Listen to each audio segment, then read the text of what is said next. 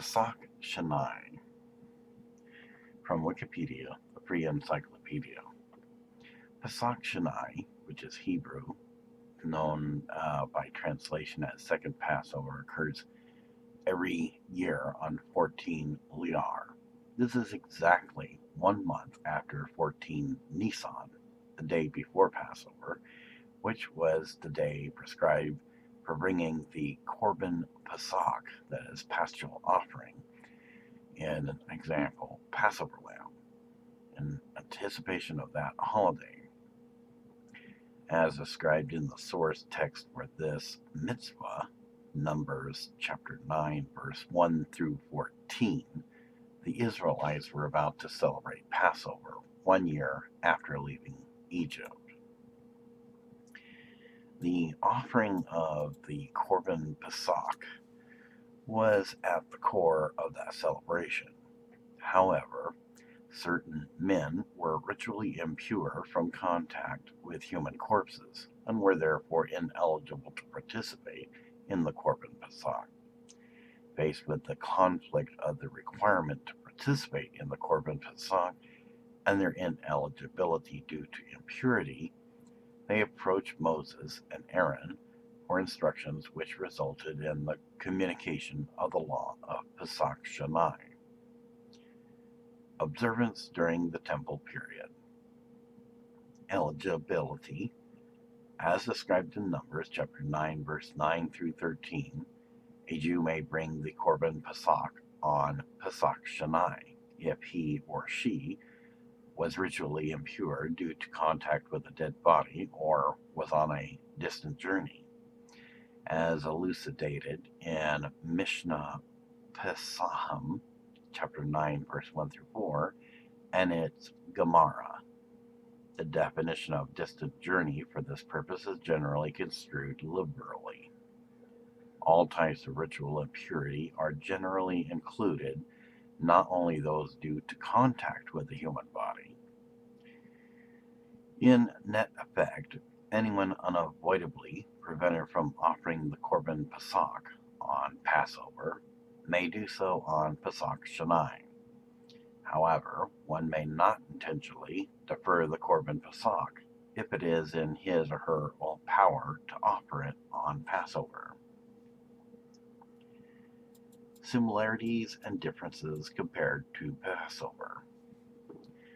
The Mishnah, chapter 9, verse 3, and Gemara outline the following similarities and differences in the laws of the Korban Pesach when it is offered on Pesach Shani compared to when it is offered on Passover.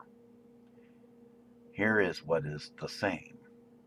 The particulars of the sacrifice itself, what animals can be used, that it must be roasted, that it must be eaten together with matzo and bitter herbs, that its bones cannot be broken, that it is eaten until midnight, that any leftovers must be burned. Halal is recited during its offering. Offering overrides Shabbat prohibitions. Only those previously registered prior to slaughter may partake. Here is what is different. The only restriction concerning shemetz, that is leavened food, is that it cannot be eaten with the Korban Pesach. It is otherwise permissible to own it and to see it in plain sunlight, unlike on Passover. More generally, the full 7-day Hag HaMatzot, Festival of Unleavened Bread, the holiday now commonly referred to as Passover, is not observed in conjunction with Pesach Shani. Halal is not recited at the meal when the Korban Pesach is consumed, unlike on Passover. Observance in modern times. Due to the destruction of the temple in Jerusalem, Jews are unable to perform the Passover sacrifice, neither on Passover nor on Pesach Shani. Some have the custom to eat matzo during Pesach Shani in memory of the sacrifice. Others say that the reason for eating matzo is because the 14th of Iyar was the day that the matzo that was taken out of Egypt was finished. Some have the custom to omit Tahanan from the daily prayer service, though this custom is not observed universally. In Hasidism, Pesach Shani is relatively prominent in Shabbat, as well as in Hasidic thought. One theme commonly expressed for this holiday is second chances. In several Hasidic groups, the Rebbe conducts a tish on Pesach Shani. The Rebbes of Nadvorna and related groups conduct a tish with 4 cups of wine, matzah, and maror in the manner of a seder.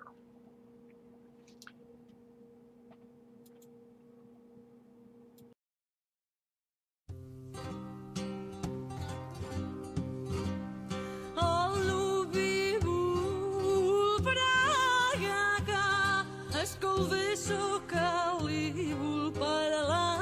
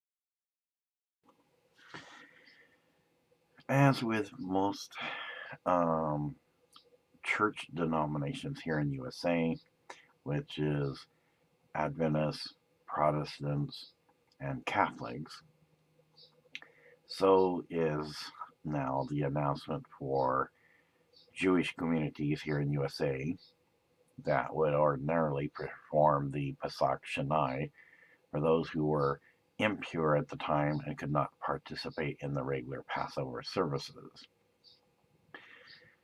As we all know, the Coronavid19 pandemic crisis is still in effect, with the stay-at-home order issued by the CDC and WHO as enforced by the federal government of the United States of America.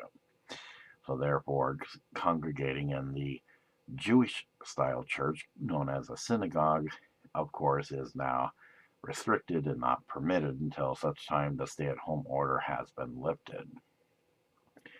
So therefore, this contribution, as it was at the beginning of Passover event season, celebration, is my contribution to give you an idea of what the Pesach Shani is, very closely the same as the regular Passover presentation, but with certain noted differences. Again, no offenses intended, and I give apologies in advance in case anything was considered to be offensive. This is more of an educational purpose only. So, in any case, this is the presentation kind of in a step-by-step as I understood it from Wikipedia, the free online encyclopedia. Blessed are you, Lord our God, King of the universe, who sanctified us with his commandments, and hope for us, and with love and intent invested us with his sacred Sabbath as a memorial to the deed of creation. It is the first among the holy festivals, commemorating the exodus from Egypt. For you chose us and sanctified us out of all nations, and with love and intent you invested us with your holy Sabbath. Blessed are you, Adonai, sanctifier of the Sabbath.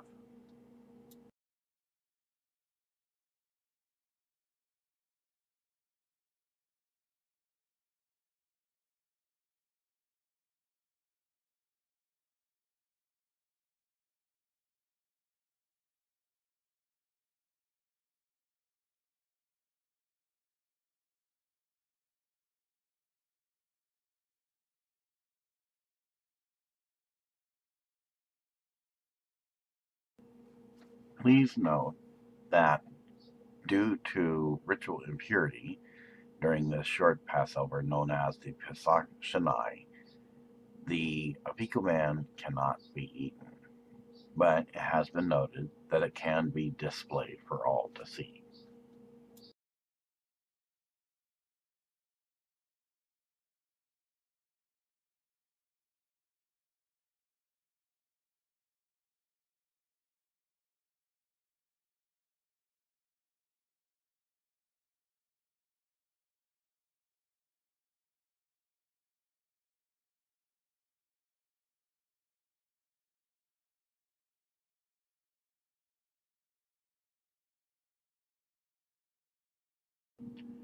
At this time, by the Jewish custom, as is the fifth step, Magid or Magid, we will be now going through the process called retelling the Passover story.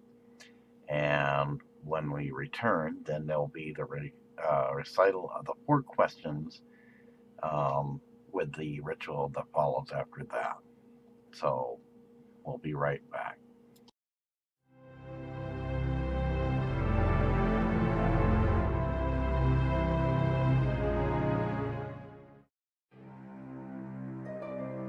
The Bible says that we are to tell the Exodus story to our children in every generation. You shall tell your son in that day, saying, It is because of that which Adonai did for me when I went forth out of Egypt. Jacob brought his family to Egypt to be with his son Joseph, who had become viceroy, second to the king of all Egypt. Over time, the children of Israel multiplied in the land of Egypt. Pharaoh feared, because the Israelites were becoming too many and too mighty. He started to oppress and enslave them as a way of weakening them. The Israelites were forced to build cities, erect monuments, construct roads, work in the quarries and hew stones. Despite all this, the Israelites continued to grow in numbers. So Pharaoh passed a law that all male babies of Jewish mothers be killed. Jacob's great-grandson, Amram, who married Jochebed, had a daughter Miriam and a son named Aaron. Jochebed gave birth to a third child. To save him from being killed by the Pharaoh's soldiers, she placed him in a basket which she hid among the reeds at the edge of the Nile River. When Pharaoh's daughter came to bathe in the Nile, she discovered the baby. She called the baby Moses, which means drawn from water, and decided to raise him herself in the palace. She hired the baby's mother, Jochebed, to be his nurse. As Moses grew, Jochebed taught him about his Jewish heritage. The suffering of the enslaved Jewish people increased. When Moses was 80 years old and his brother Aaron was 83 years old, they entered the palace of King Pharaoh to deliver a message. The God of Israel said, "Let my people go, that they may serve me." Pharaoh did not believe in the God of Israelites, and he refused to let his Jewish slaves go free. When Pharaoh continued to refuse to liberate the children of Israel, Moses and Aaron warned him that God would punish both him and his people with plagues. First, the waters of the land of Egypt turned into blood. Then the entire land was covered by the plague of frogs. The third plague had lice crawling forth from the dust to cover all of Egypt. Despite the plagues, Pharaoh refused to let the Israelites go. The fourth plague consisted of hordes of wild animals roving all over the country, destroying everything in their path. After this plague, Pharaoh promised to let the Jews go on condition that they would not go too far. Moses prayed to God, and the wild animals disappeared. But as soon as they had gone, Pharaoh changed his mind and decided not to let the Jewish slaves go free. Then God sent the fifth plague, a fatal pestilence that killed most of the domestic animals of the Egyptians. In the sixth plague, boils burst forth upon man and beast throughout Egypt. Now Moses announced to Pharaoh that a violent hailstorm would kill everything that was outside and not sheltered. Pharaoh started to relent and agreed to let the Jewish men go free, but Pharaoh insisted that the Jewish women and children and all their possessions remain in Egypt. Moses and Aaron could not accept this offer. With the eighth plague, swarms of locusts devoured everything green that had escaped the hail and the previous plagues. The ninth plague was a blanket of darkness that enveloped all of Egypt except for Goshen, where the children of Israel lived. Finally, at midnight on the 15th of Nisan, all firstborn in the land of Egypt began dying, including the firstborn of King Pharaoh, exactly as Moses had warned. At this point, Pharaoh called for Moses and Aaron and said to them, "Arise, go out from among my people, both you and the children of Israel, and go, serve God as you have said. Go, and bless me also." The Jews departed in haste. They assembled in families or groups to eat the roasted Passover lamb and the unleavened bread. Then, after the sun rose on the 15th day of the Hebrew month of Nisan, the Jewish nation rose together to leave the land of Egypt. After 3 days, Pharaoh started to regret that he had permitted the Israelites to leave. He mobilized his army in hot pursuit of his former slaves. He reached them near the banks of the Red Sea. Moses led the Israelites onwards until they came to the very borders of the Red Sea. Then God spoke to Moses, "Lift up your rod, stretch out your hand over the sea and divide it, and the children of Israel shall go into the midst of the sea on dry ground." Moses did as God ordered. Then a strong east wind blew all night, and the waters of the Red Sea divided. The Israelites marched along a dry path through the Red Sea until they reached the opposite side in safety. The Egyptians continued their pursuit, but the waters of the Red Sea closed over them and drowned Pharaoh's army. Thus, God liberated the children of Israel from the Egyptians, and the children of Israel saw God's great power and believed in him. The story of Passover recounts the birth of the Jewish people as a nation whose ultimate goal is to be a light unto the nations.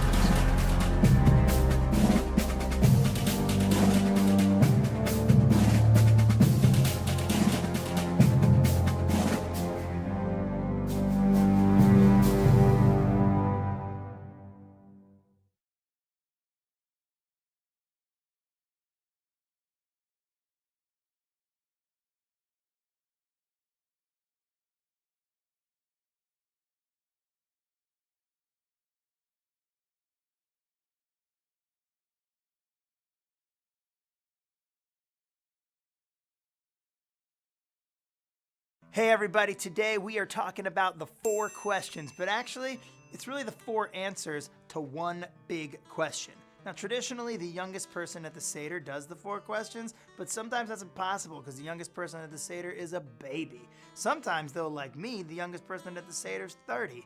Who knows? Anyways, no matter how old you are, we're going to run you through it so you can know exactly what this tradition is about. So the big question. Why is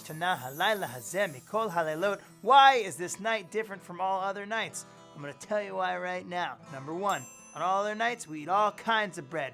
Garlic bread, regular bread, cheesy bread, challah bread, but tonight we only eat matzah. Number 2, on all other nights, sure, we eat vegetables, but tonight we're eating bitter vegetables. Ugh. Number 3. On all other nights, we might dip foods once, but tonight, we're dipping them twice. Finally, number 4. On all other nights, you might sit up straight, you might recline, but on this night, you are reclining. Like the royals. So now you know, you got the whole thing figured out, but now it's time to hear this beautiful melody. You've probably heard it before, but we'll give it a roll. We'll see what happens. מה נשתנה הלילה הזה מכל הלילות, מכל הלילות. Here comes number 1. שבכל הלילות אנו אוכלים חמץ ומצה, חמץ ומצה. הלילה הזה כולו מצה. הלילה הזה כולו מצה. Number 2, here we go. שבכל הלילות אנו אוכלים ירקות, ירקות. הלילה הזה מרור, מרור. הלילה הזה מרור, מרור. Number 3, here we go. שבכל הלילות אין אנו מטבילין אפילו פעם אחת, אפילו פעם אחת. הלילה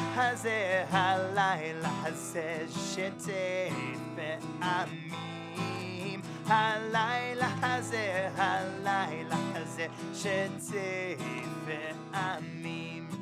Alright, last one, here we go. שבכל הלילות אנו אוכלים בין יושבין ובין מסובין, בין יושבין ובין מסובין.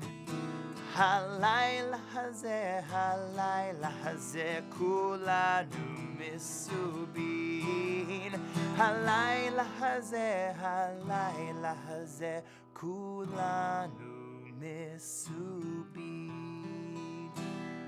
And that, my friends, is the 4 questions. And now you really know that it's the 4 answers, but I'll keep that between you and me. Happy Pesach, y'all! מה נשתנה הלילה הזה מכל הלילות, מכל הלילות. This is the second hand washing of the hands with the following blessing, known as the Rak, or Ratzah, Rasa.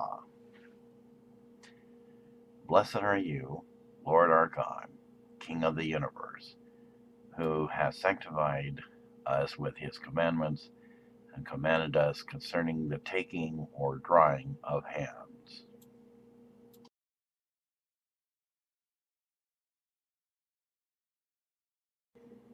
Under normal circumstances, the matzai,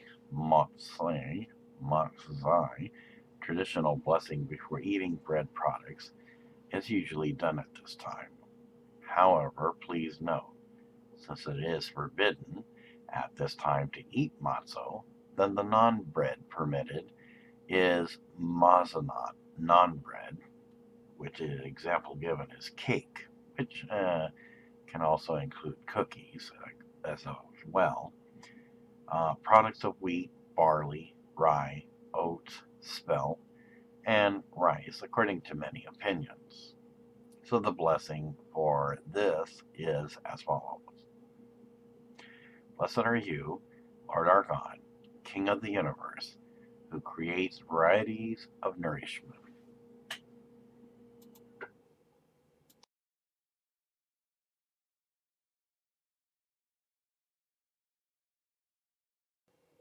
Because of the ritual impurity, even though um, reestablishing purity has been made for this second Passover, the matzo, that is blessing for eating matzo, is usually given, but again, like the apical man, I believe it's, though I could be wrong, my apologies if I am, the matzo is not eaten because of this being the second Passover for those who were once impure. The hamatzi, I believe, is not applicable at this time. Not sure if it's an error or if it was purposely intended. However, those who were of ritual impurity but now are pure, um, the eating of maror I see is listed twice.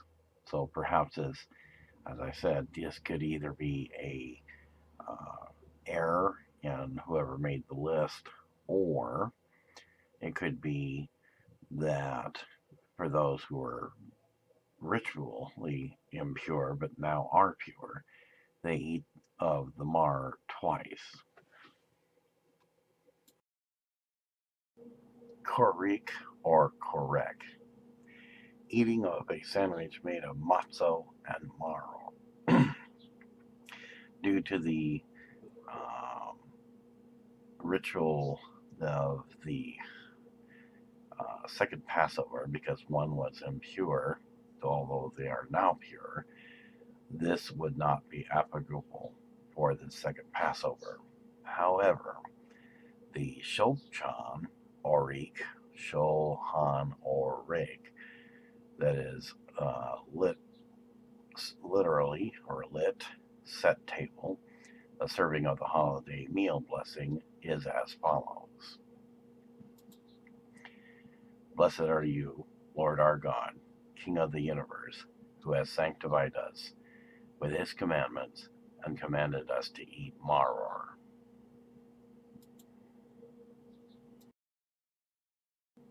Zapon, sa-pon, or say-pon, which is the eating of the pickelman, unfortunately is not applicable at this time due to the ritual impurity, even though one is now pure, for this second short Passover. Please note, this can be displayed or given to those who are worthy enough to eat the apikuman. Possibly the elder rabbi who oversees the short Passover, one who gives a new chance for next year, that is present for the short celebration, gets the apikuman. This is the reading of the blessing of the apikuman read by a rabbi during the second Passover, and other than those who were once impure, even though they are pure now, and are forbidden to eat of the apikuman, then the rabbi, or those who have been pure since the beginning of Passover, receive the apikuman to eat. Blessed are you, Adonai, our God, sovereign of all, who house us with mitzvah, commanding us regarding the eating of matzah.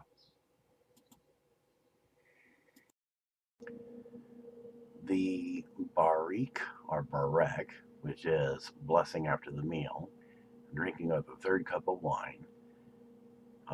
This scriptural source for the requirement to recite a blessing after a meal is found in Deuteronomy chapter 8, verse 10.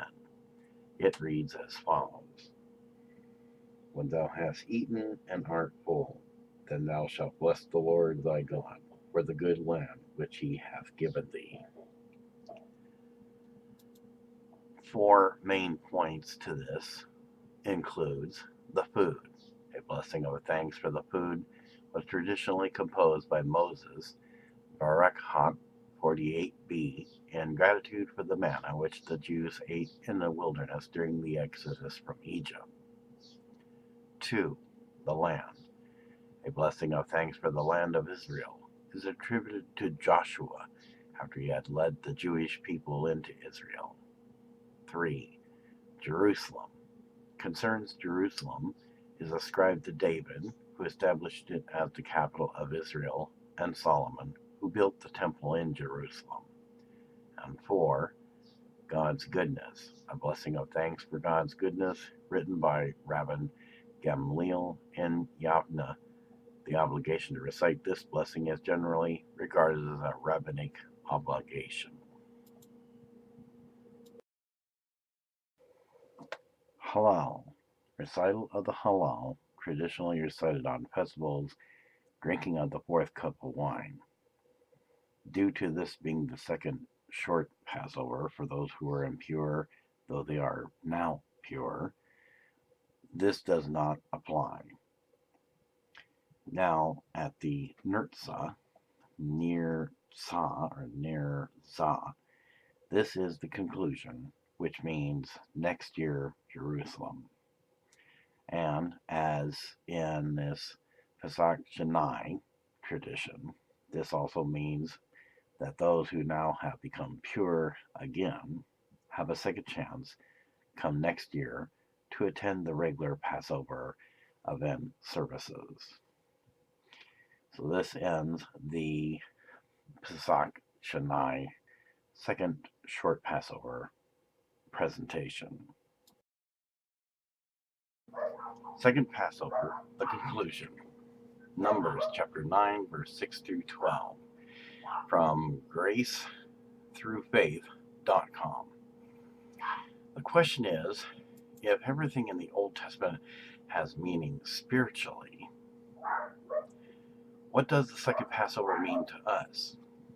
The answer given was, the second Passover, Pesach Sheni, was designed to be held 1 month after the first one, and was for those Jewish people who are, for one reason or another, were either ceremonially unclean or out of the country at the time of the first one, found in Numbers chapter 9, verse 6 through 12.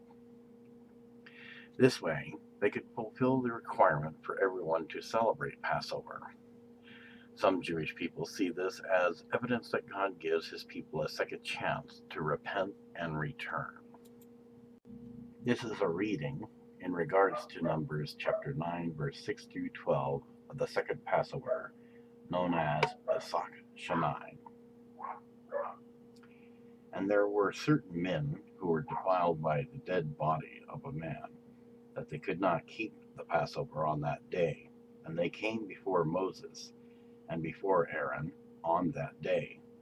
And those men said unto him, We are defiled by the dead body of a man. Wherefore are we kept back, that we may not offer an offering of the Lord in his appointed season among the children of Israel?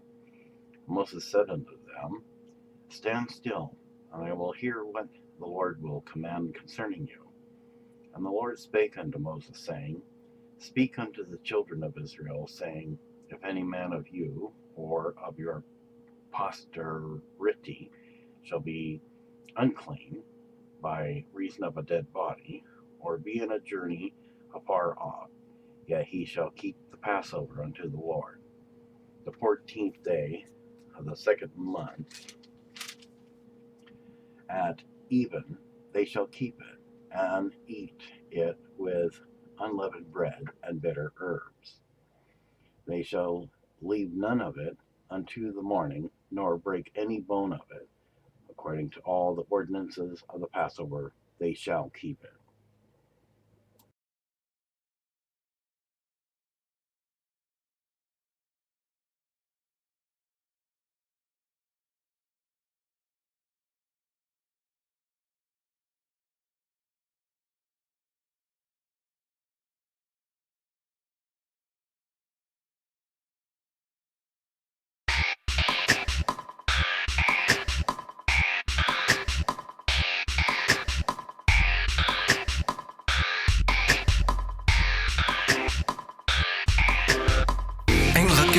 Gotta keep on looking forward.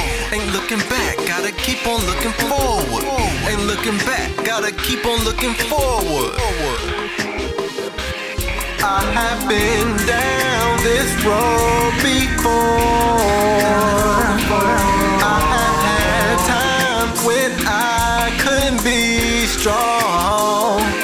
Looking back now, I tried my own strength, it didn't work. I had to find my covering and stand upon the rock he built the church on. Through a higher grace, I'm singing this song. Through his great mercy and his forgiveness for the sins of my parents, I prayed toward Jerusalem because he told my father Solomon, if we ever need him, just call upon him and keep his commandments. Ain't a problem that he can't solve it. He got his face toward the city, his light be shining upon it.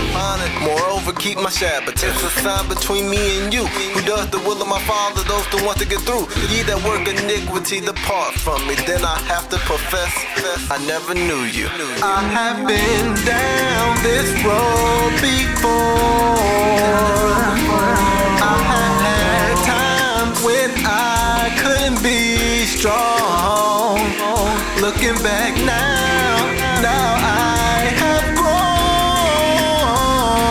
No, looking back now I can be strong.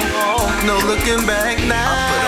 He is my strength. Mistakes I was making before. Half the counts in the door, wiping away sin from before. Put on the fruit so I can walk in the door like giving like never before. Speaking the truth, it'll set you free. False prophets we ignore. I'm talking life everlasting. This is a different fashion. Everything you thought you knew biblically ain't accurate. Study to show thyself approved. Your life's in the balance.